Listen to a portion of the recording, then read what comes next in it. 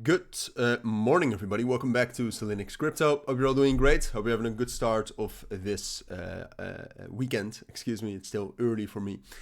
Not that early, but still. We're going to do a full update on Bitcoin. All right. Yesterday evening we got a nice bullish continuation, which has been great. I mean, we've been able in the Signal group and in the Premium group, we've been able to make quite a bit of money on this.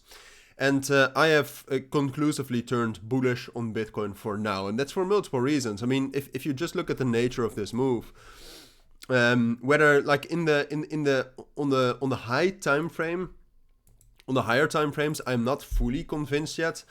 Like if you really go all the way to like the 3-day time frame, this could be the start of some sort of a big fifth wave. If you look at it like something like this, right? So if you count the waves like this, big third wave and then a fifth wave into 100,000, this could be the start of that. I think it's too early to really say that. But if you look at the lower time frames and if you look at the nature of the move we had yesterday, this is the first time in a while where you actually what you see is that first of all you got some nice long orders coming in, and then a big push. Like the big push above 59,000 was mostly short liquidations. We had a ton of short liquidations, which it's been a while since we had that. Well, actually it also happened the 9th of September, but all right. But these two times are the first two times that we've had short liquidations like that. And then we actually continued to push up, not with only shorts closing, but also with some nice long orders opening, which is bullish. Like most of the time in the last week or so when the market was bullish, it was mostly just short positions, positioning incorrectly and closing their positions together with some buying. So that in combination with the 4-hour time frame, I mean, you can very clearly see, at least on the wow, I'm not sure why I did that, but at least on the lower time frames, you can quite clearly see that we are forming some sort of a bullish structure. We have broken all of the trend lines here. On the 12-hour time frame, we are also turning a little bit more bullish. But now, obviously, the question is as well, all right, can we actually turn this into an uptrend? Or are we stranding again at this major resistance level at 61,500, which was the main resistance level during the entirety of August? And that is something we'll see next week. If you look at the lower time frame structure here, it seems to me that we've done some sort of an impulse up here.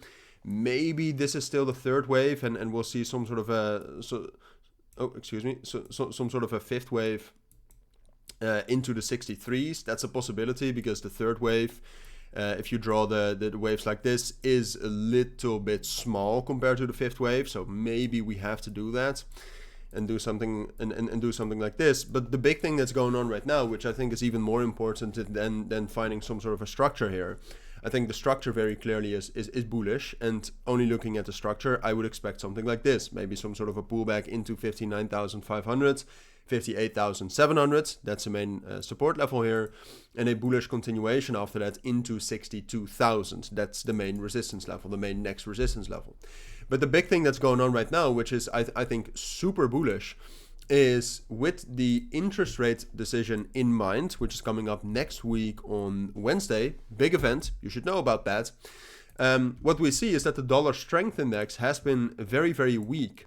And it's basically at a break-in point, all right? So if we give up this level right here around 100.8, 100.5, the dollar strength index is going to turn bearish on the higher time frames, which is super bullish for Bitcoin. And if that happens, like, we will definitely break out above 62,000, all right? So for now, I'm being conservative, and I'm telling you, I think this is most likely. I think this is I think this is in line with the structure we're seeing right now. And then what I would expect is some sort of a correction from 62,000. Maybe we'll spike into 63, something like this, and then a correction.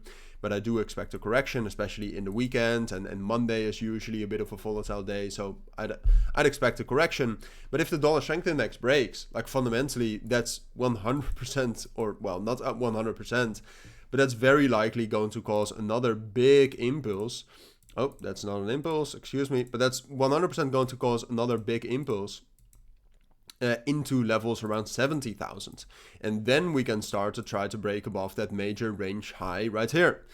It's too early to talk about that, but something like this something like this, I'm not sure about. All right, something like this is what I expect for now.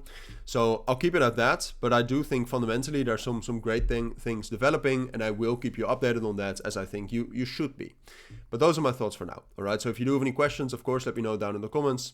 Be careful this weekend. Weekends are always more difficult to trade. But for now, thank you for watching. Take care and bye.